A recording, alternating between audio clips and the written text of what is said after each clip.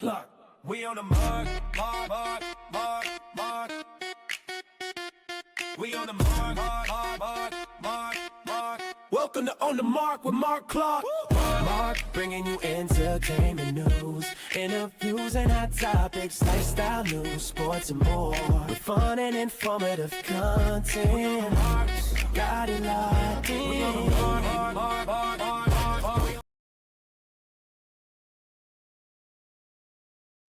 And welcome to On the Mark. I am Mark Clark. So glad you're joining us, and I'm excited about today. This is our Rewind of the Week show, and I'm just hopping out here. You know, I got a lot of stuff going on, but I'm hopping out here, and I thought I'd put the team back together. My man Wayne Bruce is joining me today. What's going on, sir? What's going on, Mark? On the Mark. So, Wayne, look, I love the fact Wayne Bruce is a musician. He's a whole bunch of things, but Wayne, in COVID, you basically added another shingle where you created your own damn streaming platform. Yeah, I did. Yeah, you know, when creators create, man. I've always said that. Creators create. But you're smart. See, you're smarter. You musicians are smarter. And also joining us, Bootsy Vegas. The band is back together doing COVID. We were doing numbers during COVID. Oh, yes, we were. What's up, everybody? How y'all doing? Bootsy. Now we want Bootsy. Wayne, did you see?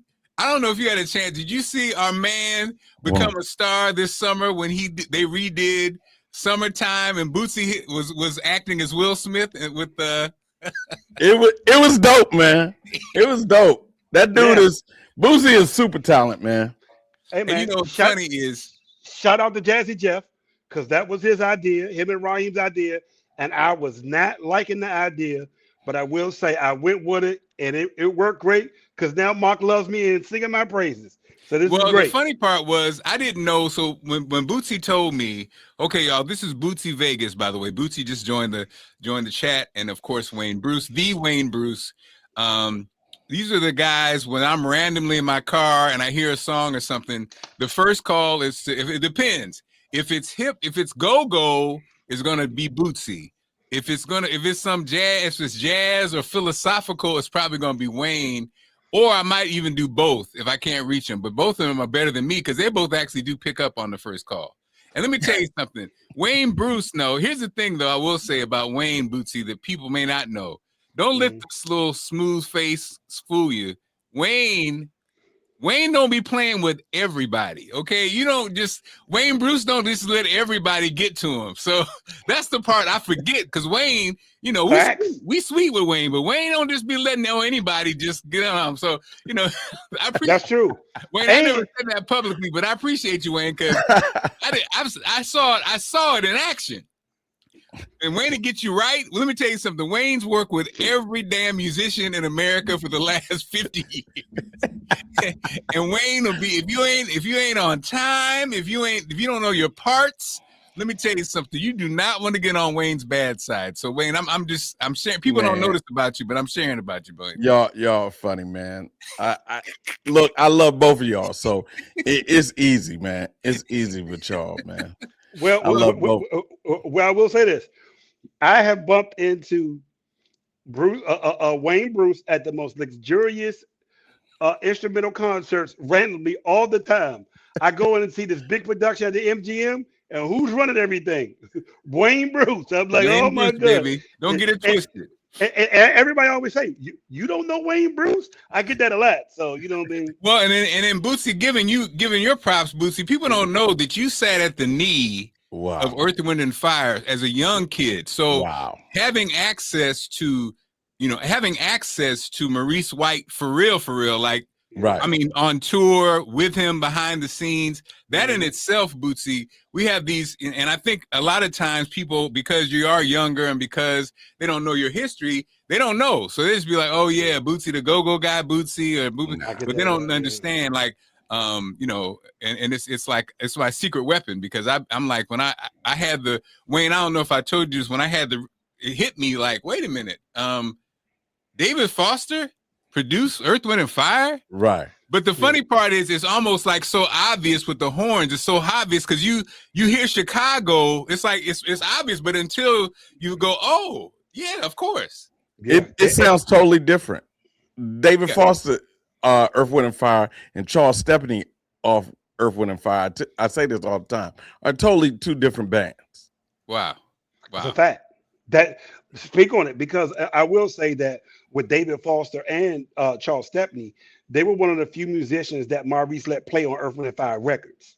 Mm. Everybody didn't get to play on it. You know what I Right. mean? So let me say this: like you could come in, but I will say that I respect David Foster because he always has given Maurice his flowers on giving him his big break. You know how they work together, and he's always been supportive. But yeah, you know they actually played on Earth, Wind and Fire. There are some songs that you know and love, and they're actually the person playing on it. Right. Well, Right. guys, I have some.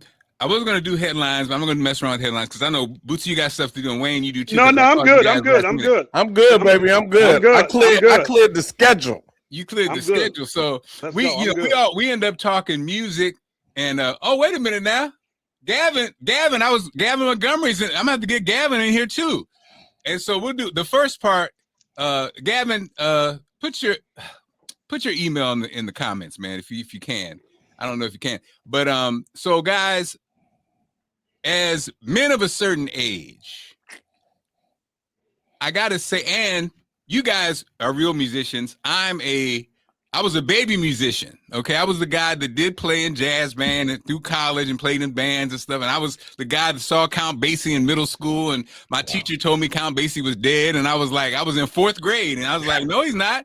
And since that, my white teacher didn't like me anymore after that moment because he felt embarrassed. He was my favorite teacher, and he said he was talking about jazz. And he said, Count Basie and Duke Ellington. And I said, I saw Count Basie this weekend. And he's like, no, he didn't. He's dead. And I was like, no, he's not. and he did not like They hate to see when Negroes still live. I don't know. You know what I mean? Like, right. No, he's not. I killed him.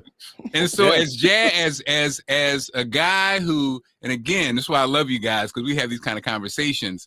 Shout out to my jazz band teacher who shared stuff with us about the importance of course, Wayne you guys both being music directors, the importance of not rushing, and not rushing, right? The importance.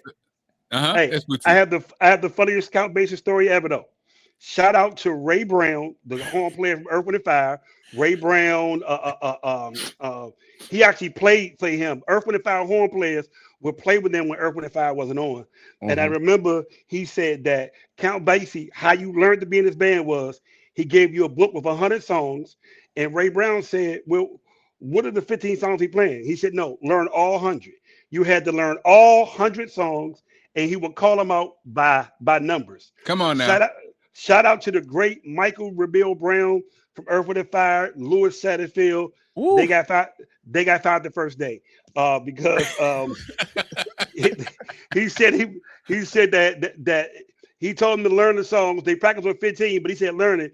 He said he was calling 4, and they running through the book, and 4 wasn't in there. 16 wasn't in there. And he said, oh yeah, I know you guys didn't practice. So yeah. They were out. Yeah. Well, but you had to learn 100 songs to be in this band. Wow. Think about that, Wayne. 100.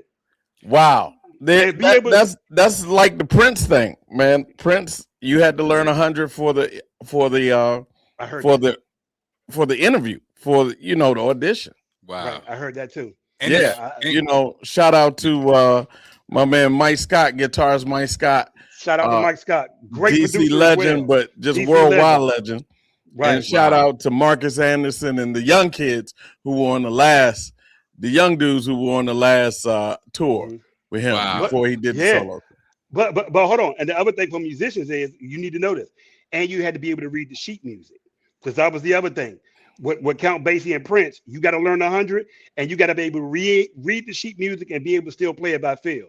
So go do your homework. And it's funny. It's funny, like all those lessons. Like we're at the age where I find myself being very sentimental, but also how blessed we are. You guys y'all work with the real people. I work with the people that aren't talked about.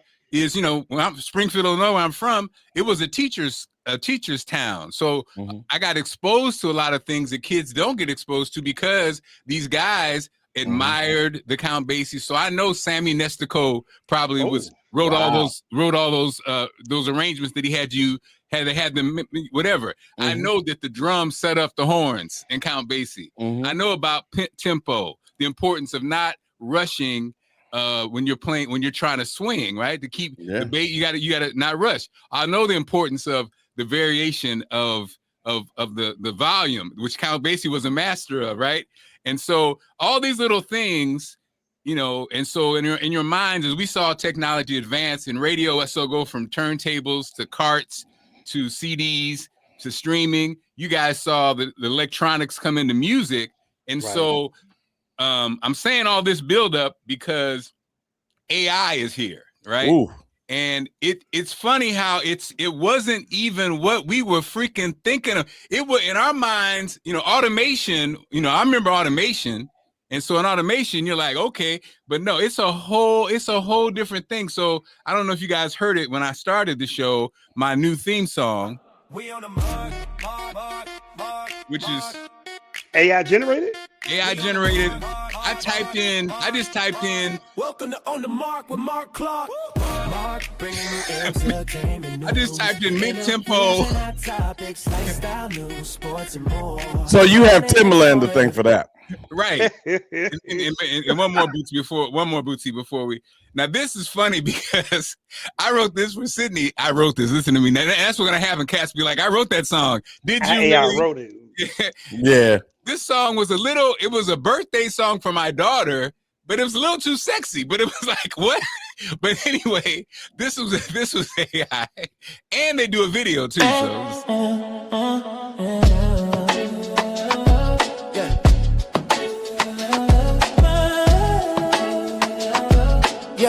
Yeah. Happy birthday to Sydney, the queen of oldest, and the finest that I never seen. In the third year of med school, she's so cool, I could swear that she ice cream dancing. She like to dance, she my boo. Beautiful, smart, and sweet, the triple threat. So, and I was like, I'm blown, and I think musicians are probably more blown away than just regular people because we know what it takes to write a song and write music and write lyrics. Be up all night working on what? Me and old Troy, school, be up all night working on your sequencing. Isn't that crazy? Me and Troy used to spend the night at the radio station writing parody songs for the Ravens. It would be a minute long, and he did that, and listen to me, he did that. It did that, whatever the thing is, in like 5 seconds. Go ahead, Bootsy. I have a theory about this AI thing, though. I want to see what Bruce and Wayne, you think about this. I think it's been around a lot longer than we know, and a lot of the artists that we've been loving were using it a little bit before. That is my theory, Wayne Bruce. I would love to know your thoughts. Because my thing is, if we found out about it, how long did the powers that be, the masters, the people that control this, that control the algorithms, that create it and do business, because mind you, they're all doing business together. How long have their favorite artists, mainstream artists, how long do they have access to it before we got it? Wow. Mind blown. That's a mind blowing, because if you think about it, those two songs sound like any other vocalist we've heard on radio in that genre, in the new genre, right? Okay. Yep. It sounds like Drake though, Bruce. Wayne. Yeah. And let me tell you why. And I don't know if you guys know about it, because I teach young people. The more you feed it a certain cadence, the more you feed it, the more it becomes better at kind of spitting it out. Yes. You know what I mean? And even with notes, because I remember, and I know Wayne, you probably remember this. Mark, you was on the radio too. Y'all remember when Justin Timberlake did the song with Michael Jackson, and we thought it was Michael Jackson? I was just about to say that. I was just about to say Michael Jackson. I was just about to say that project. Right. And then I forgot the producer's name. Rodney Jergens said, "Hold on, y'all. I was there. That's not Mike." And I remember thinking, "What do you mean it's not Mike?" I remember hearing it being broke on radio, thinking, "Oh my God, we got one more Michael Jackson song." And to me, that's when I start connecting the date. Like, how long have this been available and we didn't know about it. And Were there's they just also testing it? well, and then I did some more research. There is a documentary called Stars of the Pop. It is a 5-series documentary on Netflix. And they talk about Germany and Sweden having access to it way before we did. They talk about the first person to really use it and be successful was Cher at it, where Cher was using auto tune. Right. So my thing is, how long has this been out? And how many of our favorite artist songs that we like, we didn't know most likely was AI generated? Wayne Bruce. So if you go back to Cher, because I remember this distinctly, my wife's cousin, now my cousin by marriage, she was Cyndi Lauper's manager. So Cher and Cyndi Lauper toured. Oh, I remember this. So true story. Oh, wow. I know story. That's why I love That's it. in that documentary. Hold on. That's in that documentary that I'm telling you about. So Cyndi goes to grab Cher's mic at a sound check, and people start rushing in.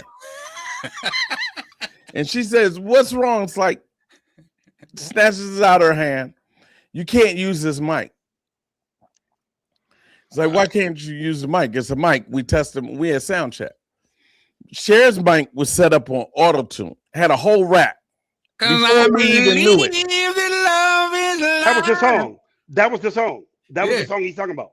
That is the actual song. Yeah. Mm-hmm. And so, but that whole show, now whole shows are on auto tune, right? Whole mic, everybody's mic in church at these mega churches on auto tune. What? Yes. Oh, it's running through program first. Yeah, it's ran through a program, and sometimes the preacher has a note in cadence. He wants the mic to be on. Everybody don't know this. There are keys that certain preachers sing when they be like, and do it, When they saw Hawking, you better be in a key that organist can do, or the preacher is in, because it supports him. But the whole mic system, like they make racks. You can send away for a rack, 2 computers, a doubler. It programs everything, and it's all auto tune. All the mics on stage. Wow. Well, churches are using it. It's been available. It's been available. That is so interesting. Because churches are always the last to know.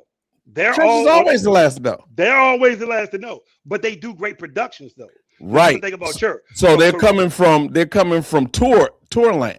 All those guys who came out of Tourland when Tourland stopped touring, like in 2020, COVID, Tourland stopped touring. Everybody stopped touring. They went to churches.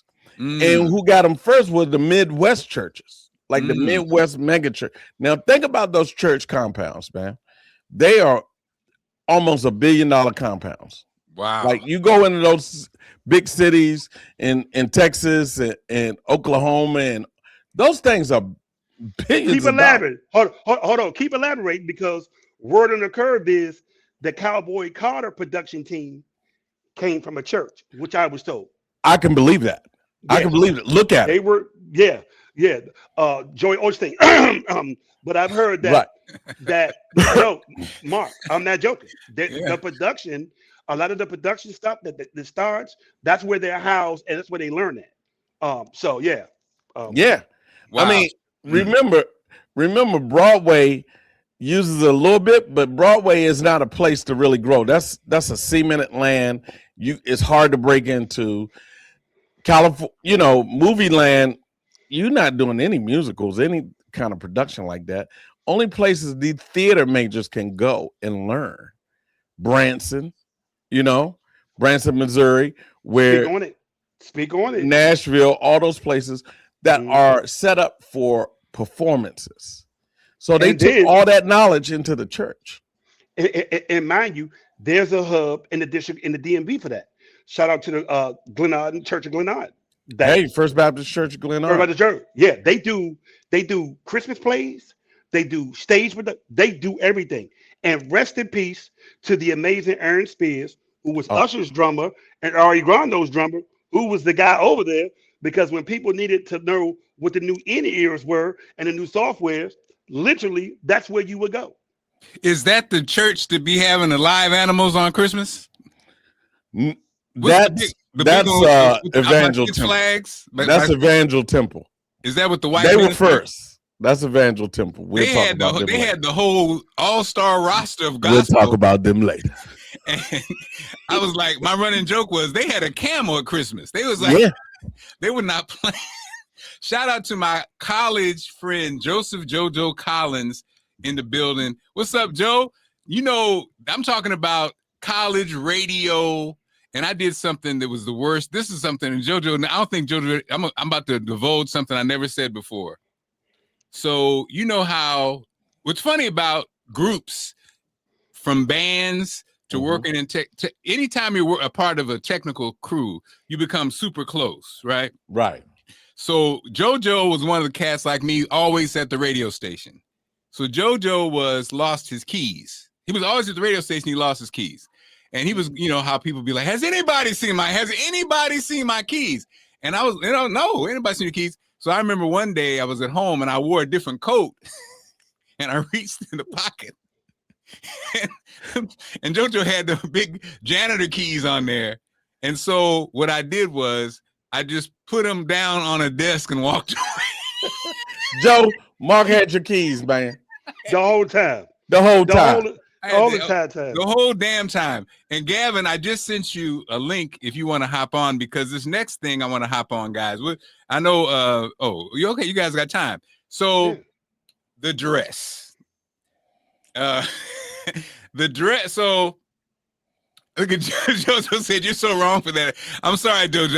I never said nothing. I apologize. Don't be talking about your Baltimore brother. Don't be talking about your Baltimore brother. And so Jamal Bryant, this whole controversy, if you will, has done turned into something crazy. Man, it's crazy. So Jamal Bryant, of course, his lovely wife, the first lady, she wore a dress. It was the old flesh-colored dress, and he got criticism, and so then he responded, basically saying that, forget y'all. Basically, I brought the dress. Nothing wrong with the dress. And then y'all ain't never been nowhere to see what a sequin dress is. But y'all ain't never been nowhere. Well, and we all know Jamal ain't never been afraid of the smoke. In fact, Jamal might even have a smoke machine at the house. Jamal, shout out to the man of Cap Out for Side. You know, he's a Diggs boy. I ride with my brother. And so then the ministers came out, and to me now, but the funny part is, again, we are men of a certain age, and we have been around all of these personalities. We're unk age. We are definitely unks, and I mean, Bootsy actually is younger than an unk, but he's a mini unk, and so yes. Oh no, I'm an unk. They call me unk too. Go ahead. Because you work with 12-year-olds, though. But anyway, right. But so the smoke that came from it, Jamal stoked the fire a bit. He knew what he was doing, and then of course his what is his cousin? Is Gino his cousin? Gino had a lot to say. We already knew he was gonna come hard with it. The other brother that came and said. And it's funny because people are like, he didn't call her a whore. He said she looked like a $2 whore. Okay, however you slice it. So McDonald's conversation in the McDonald's. We got the Big Mac. They got the Big Mac. We both got two special slices on their teeth, but our buns don't have any seeds. Okay. So The funny part was, so Wayne actually, in our weird universe all of us are connected in so many different ways, but Wayne actually is, because of his lovely wife, had the blessing of knowing my late father-in-law, who happened to be a minister, and so. Yeah. Wayne, I'm going to ask you. I said, me and Allison talked about this already. What would Dad? We know Dad was started with beloved, but what would Dad say about this? Look, first thing would have been out of his mouth was beloved. We have no need to. Whatever he said was eventually about coming together in love and shutting your mouth and staying in your garden and tending to your garden. Right. Like. Mark is humble. He has a beautiful wife and her beautiful family and his beautiful family. And his father-in-law was amazing. Yes. Like over Christmas break, this is how connected we are. Over Christmas break, my family, my in-laws from Atlanta came up, and they had pictures of my mother-in-law's 75th birthday or something like that, 70th birthday or something. And in the movie, they're old home movies, I got a camcorder. I got to hold a camcorder straight. And you're looking at the thing on TV trying not to get an epileptic seizure because whoever had the camera is going like this. And they said, Wayne is going to bless the food because Lafayette isn't here yet. And I fell out.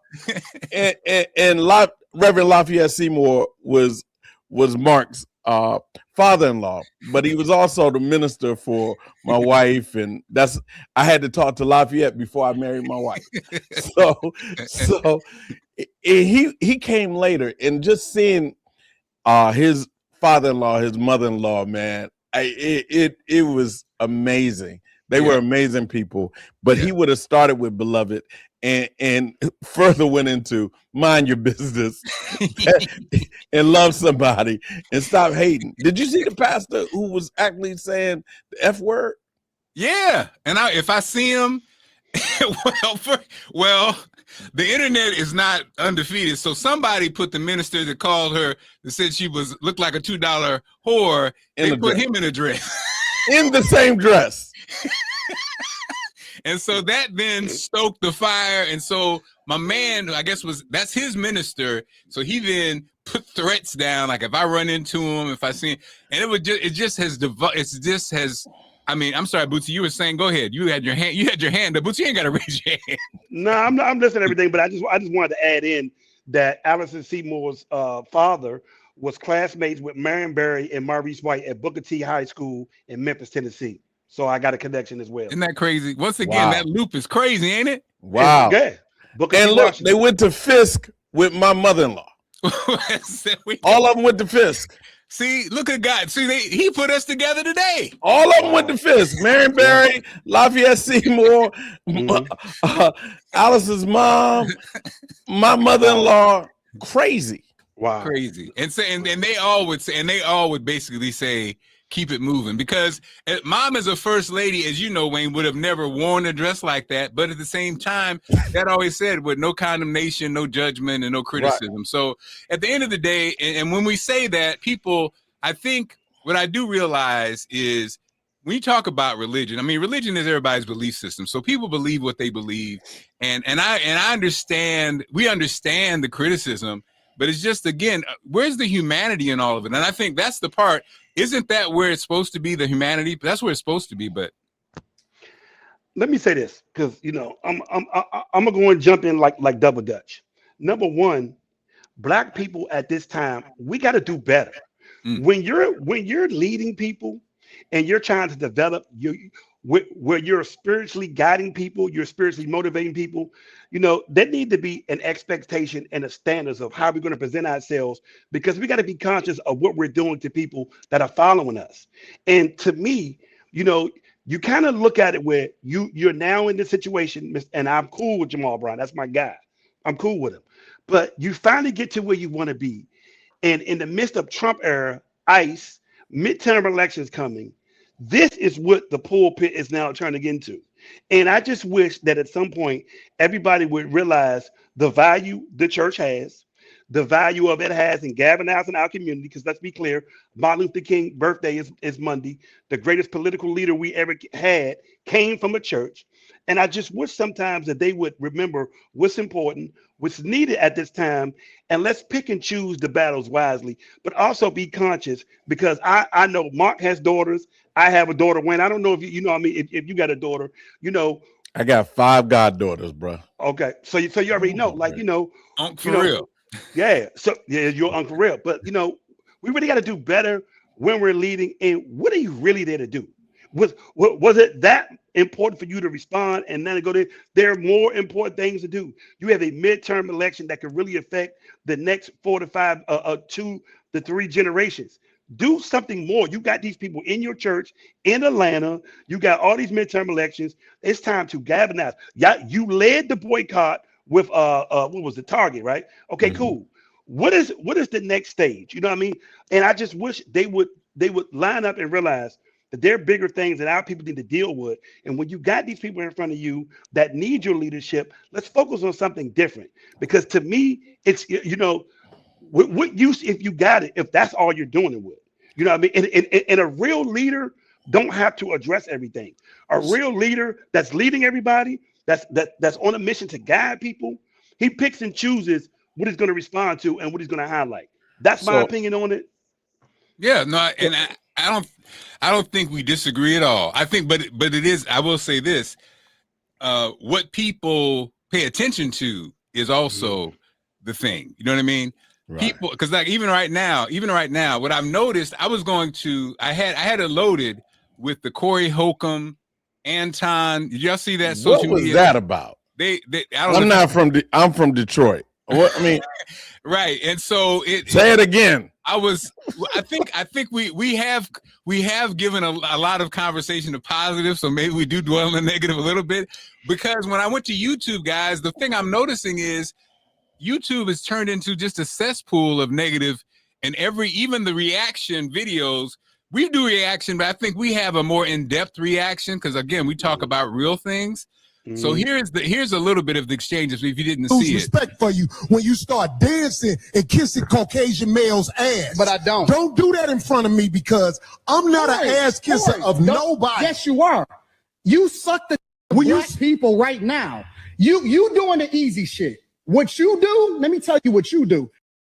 So it devolved into Corey then making a move to sit closer. So, on Corey, but if you don't know who these people are, Corey Holcomb, the 5150 podcast, and Anton Daniels, who also has After Hours with Anton Daniels. So it's kind of like an opportunity to come on each other's podcast and have, double the ratings, if you will. And they did that. But this, of course, viral moment went crazy. So a party's like, did they plan it? Probably not. I don't know. But again, it's so, like you said, Bootsy, it's almost the same thing you said about church. If you have a platform with thousands of people, why not use it for positivity? So gentlemen, if I could say something, man, like I understand what you're saying, about Jamal not addressing these comments. And I say this about Martin Luther King is it was so many ministers who weren't behind him then. Like they didn't understand it. It's so many. So for this minister to come out and even address what another man's wife had on is ridiculous first. I get that. That's ridiculous. So you back it up by saying, hey man, keep my wife's name out of your mouth. We gonna move ahead. You didn't generally stoking the fire. But this other, and I have no other words about it other than clown. I have no other words other than clown because he was clownish in his behavior of calling the F word to the LGBTQI. Right. I don't even know all the letters. Right. Community. You hit off. Yeah, you did hit off. I respect y'all because I respect everybody. Had no business saying these words and offering to fight them and all kinds of things.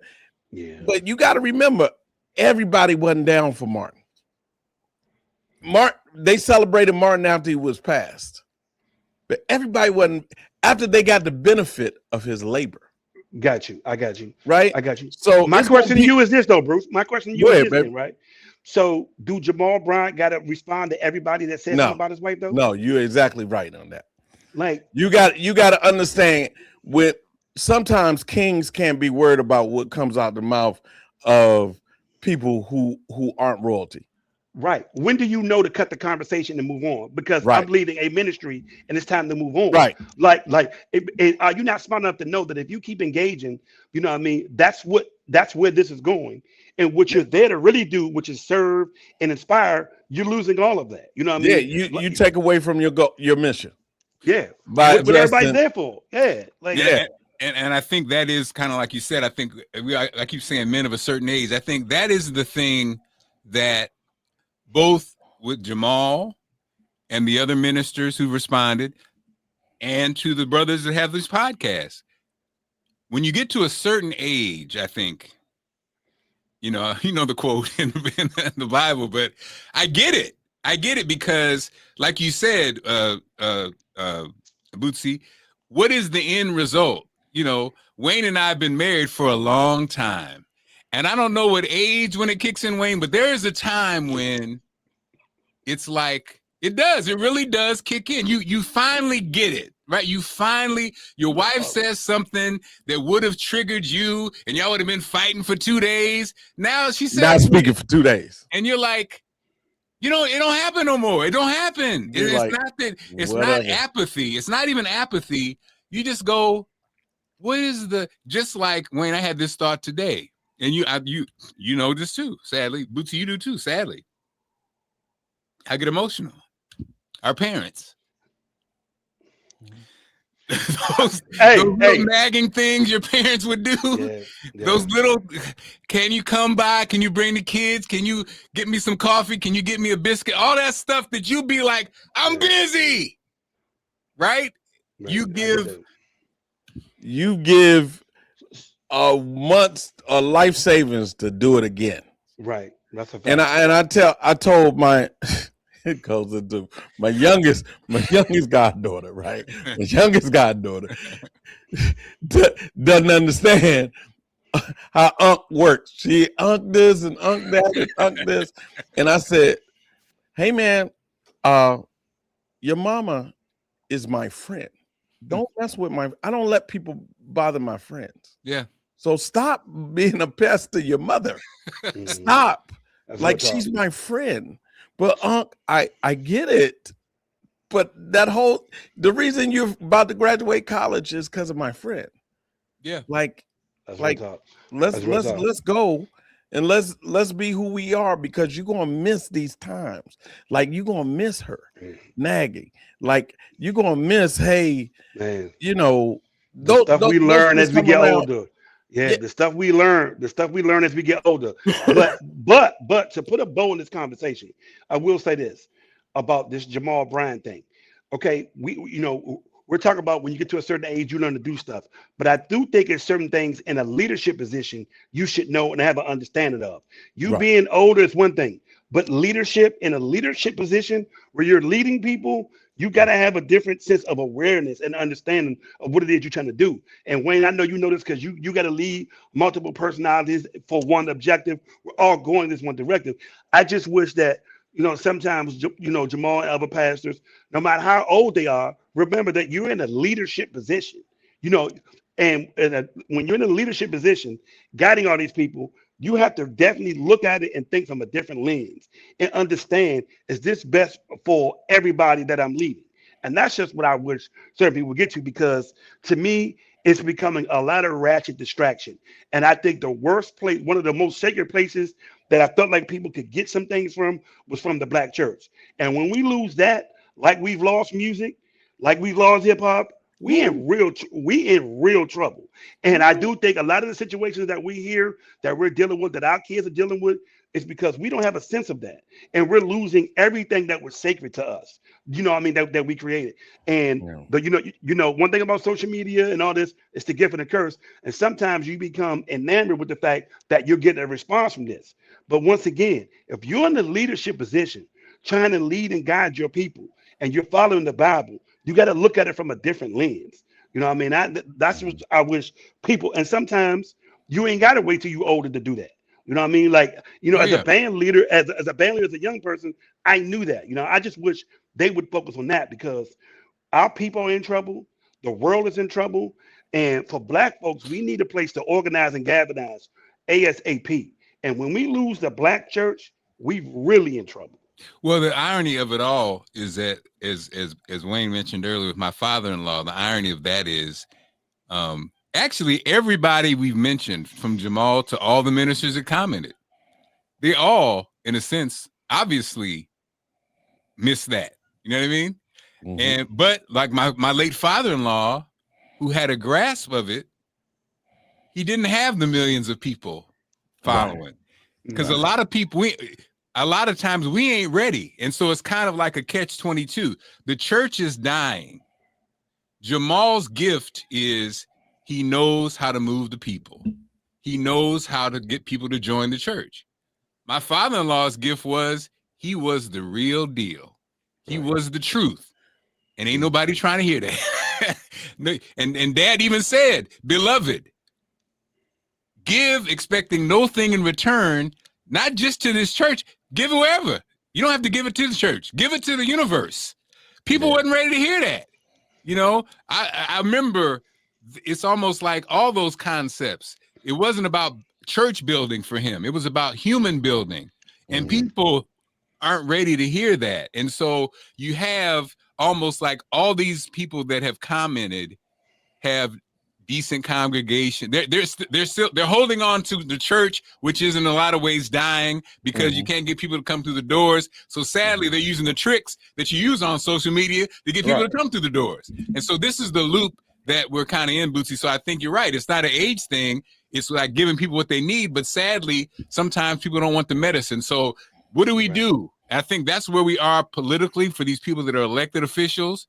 It's amazing, like in this very crucial time we're in with this president, when you look at who do you look to from a political side? Who do you look to that you go, that person is the way, that person is doing what I want done?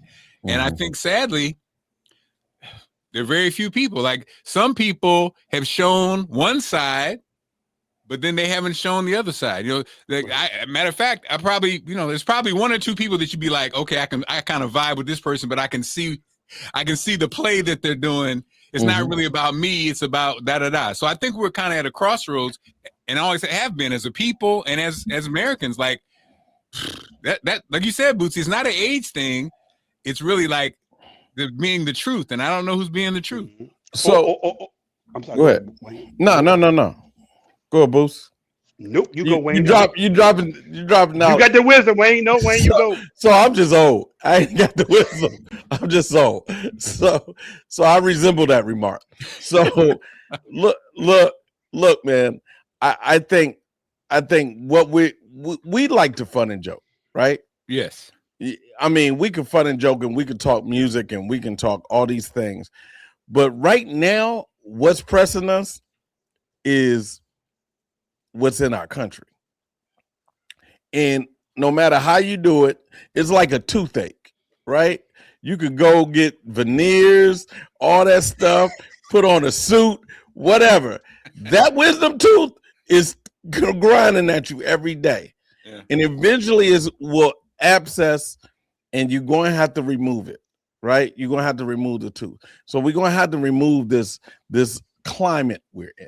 We're going to have to, we can't adjust to this climate because this climate is unlivable. This climate is something we've never faced. We haven't faced in 100 years, literally in 100 years. I don't laugh. I go this weekend.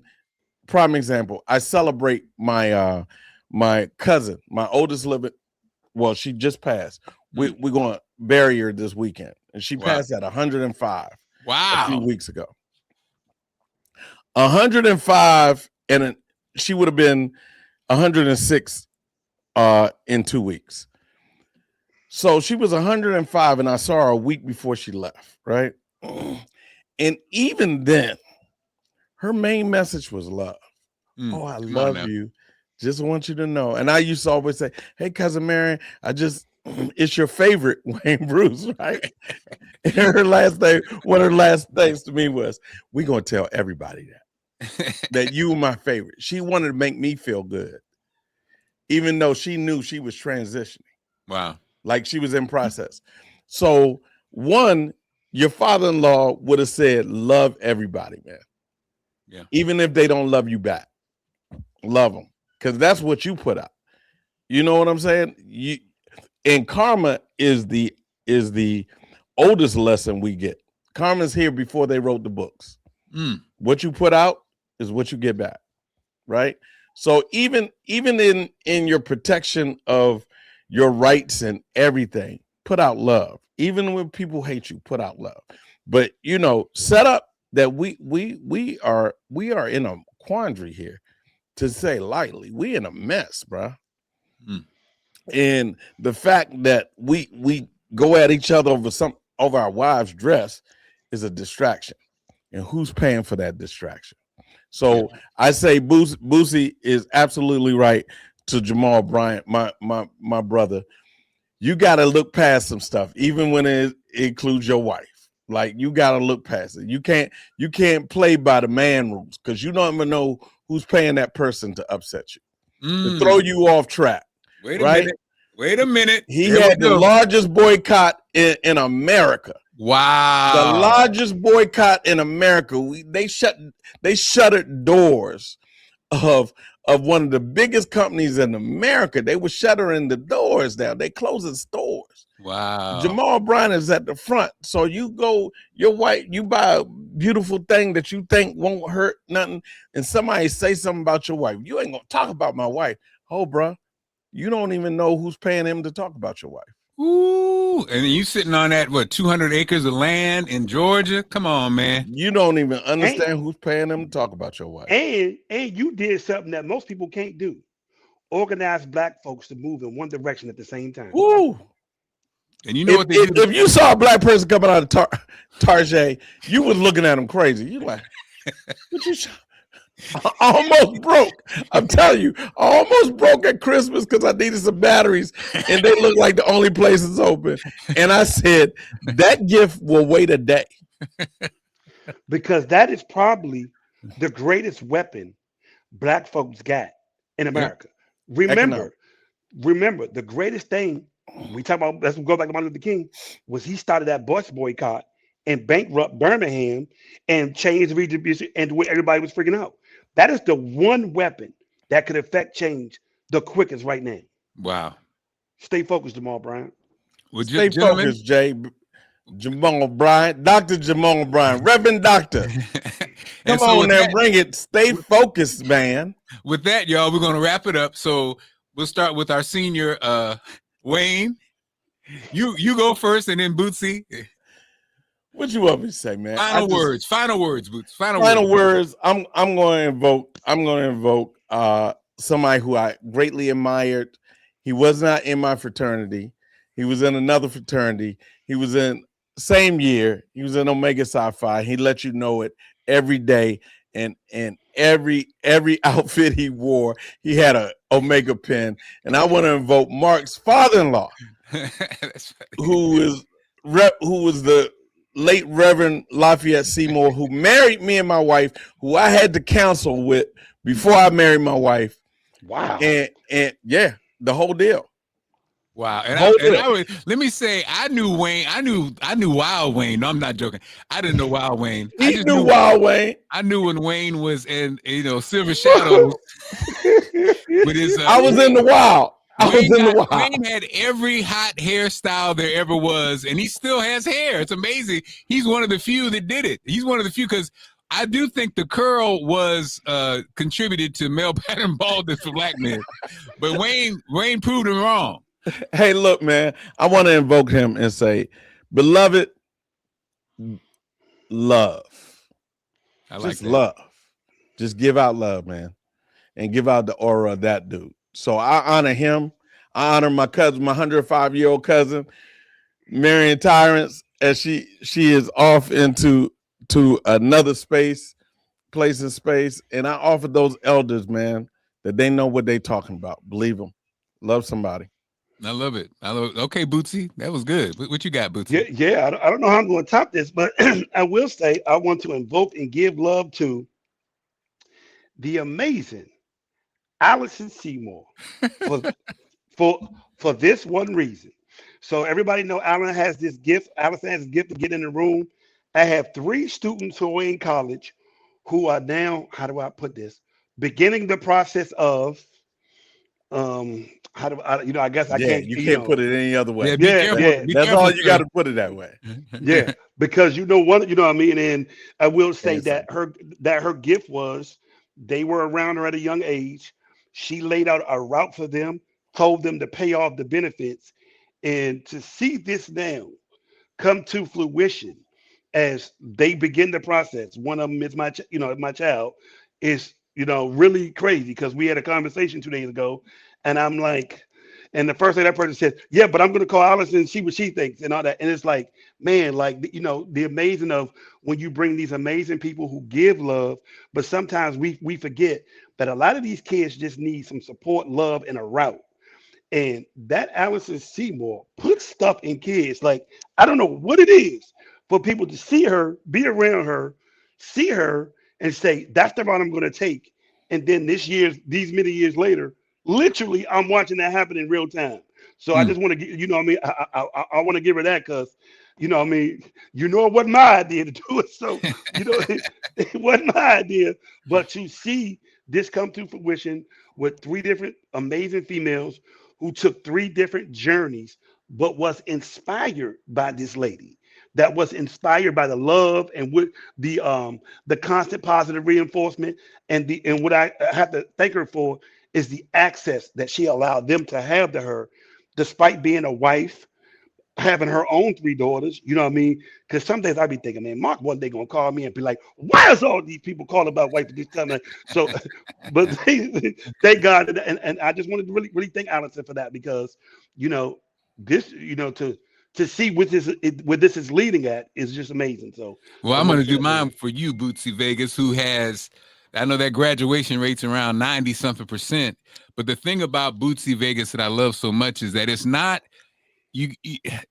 so, as anybody knows that when you're working with a certain group of young people or group of people in the community, okay, they got a scholarship, but now they got to get moved in. Now they got to get help when they get there. Now they got to have this and that when they get there. This is above and beyond, the information the exposure and information, that alone is Mhm, invaluable because how mhm. else are they going to get it? But then that next step where their transportation to college, the move in, all those kind of things, and you had your own kids, you had your own child, now you got another one. But I just want to commend you, my brother, because that's a lot of people aren't doing that, and to look back and if you really think about it, a lot of these kids would not have maybe even gone to college if it weren't for you. So I just say thank you, thank you, thank you. I know that sometimes those people who maybe should appreciate it, they don't, and they don't show you the appreciation that you should get. But anyway, I'm saying we appreciate you, brother. Thank you, thank you, thank you. DT appreciate you. And again, my brothers, man, this was so spontaneous. I called you guys I both know. at the last minute, and what a blessing. Y'all had me in here crying and laughing and talking about positive things. So, hey, man, back to work, everybody. Thanks so much, and thanks for supporting us. And we probably need to do this for real, y'all. Wayne, on your platform. But Hold anyway. on, hold on. And you know why? Because we can see the world is changing with podcasting and streaming. Mhm. If Netflix ain't showing y'all where it's coming, Netflix is showing you guys there is now a podcast channel. They're now having a record company. Everything is going to streaming and podcasting. Right. Like literally, they now have a podcasting channel streaming live. The Breakfast Club, Bill Simmons, like the world is evolving. Yeah. Evolution is undefeated. So we might, I'm just Come saying. on, man. Come on, man. Come on, man. Okay, let's do it. All right, y'all, be good. All right. Peace. Peace. Look, we on the mark, mark, mark, mark, mark. We on the mark, mark, mark, mark, mark. Welcome to On the Mark with Mark Clark. Mark bringing you entertainment news, interviews and hot topics, lifestyle news, sports and more, with fun and informative content.